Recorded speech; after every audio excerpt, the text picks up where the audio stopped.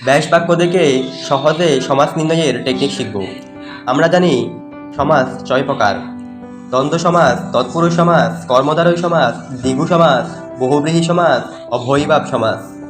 দ্বন্দ্ব সমাসের ব্যাস বাক্যে ও এবং আর থাকে, যেমন শীত ও তাপ ব্যাস বাক্যে ও আছে, অর্থাৎ এটা দ্বন্দ্ব সমাস। তৎপুরুষ সমাসে বিভক্তির চিহ্ন লোপ পায়, অর্থাৎ বিভক্তির চিহ্ন থাকবে না, যেমন কচুকে কাটা সমস্ত পদ হলো কচু কাটা। এখানে কচুকে কে হলো বিভক্তির চিহ্ন, কেটা বাদ দিয়ে আমরা পেলাম কচু কাটা। কর্মধারয় সমাস, কর্মধারয় সমাসে যেই সেই, যিনি তিনি, যে সে ইত্যাদি থাকে, যেমন মহান যে কবি, মহাকবি। দেখেন কর্মধারয় সমাসে যে আছে। দ্বিগু সমাস, দ্বিগু সমাসে ব্যাস বাক্যে অবশ্যই সমাহার থাকবে, যেমন শত অব্দের সমাহার, শতাব্দী সমাহার রয়েছে।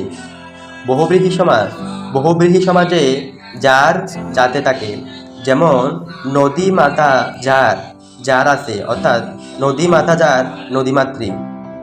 অব্যয়ীভাব সমাজে নৈকট্য কিংবা অভাব পর্যন্ত, সাদৃশ্য, অতিক্রান্ত, সমীপে ইত্যাদি থাকে, যেমন মরণ পর্যন্ত সমান আমরণ।